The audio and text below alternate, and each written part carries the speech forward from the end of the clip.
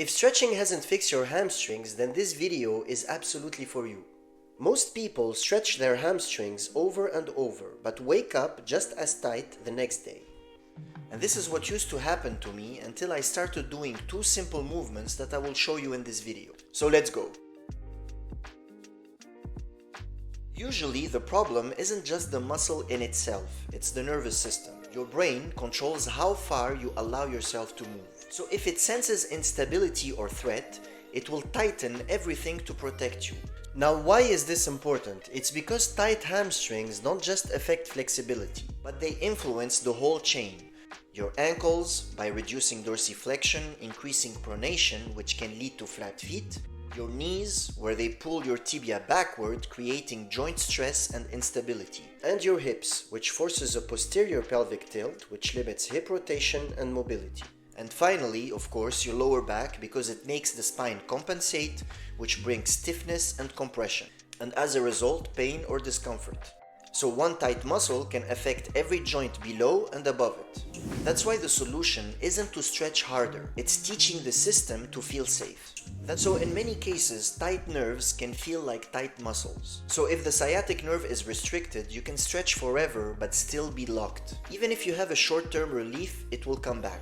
I've seen this with clients, I've seen it in myself, and there is one way to test it. During this hamstring stretch, try to flex your foot. And if tension increases sharply, that means it's nerve, not only muscle. Now, before we go to the fix, try to do this position and try to reach your toes, because we're gonna retest it after this movement. And you will see the improvements in just a few minutes. So stand tall, slight knee bend, swing one leg gently behind you.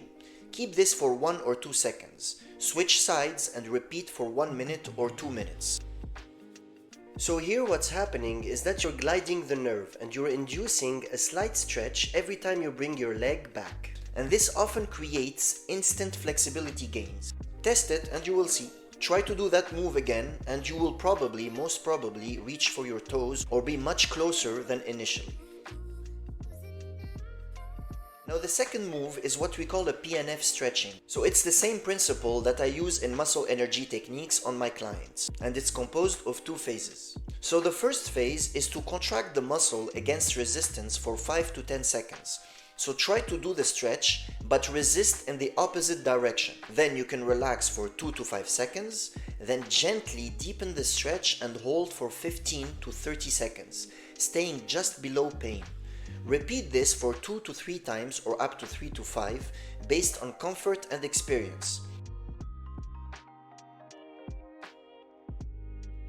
This sends a message to the nervous system saying that the muscle is safe and strong, that it can release it and allow more movement. So by doing the nerve gliding or flossing and the PNF stretching, you're hacking your nervous system to increase your flexibility in the short and long term. Now when I first started doing this, I was amazed on how fast my chronic tightness started to ease up, and the benefits just kept piling up from there. So flexibility is not just muscle length, it's neurological permission.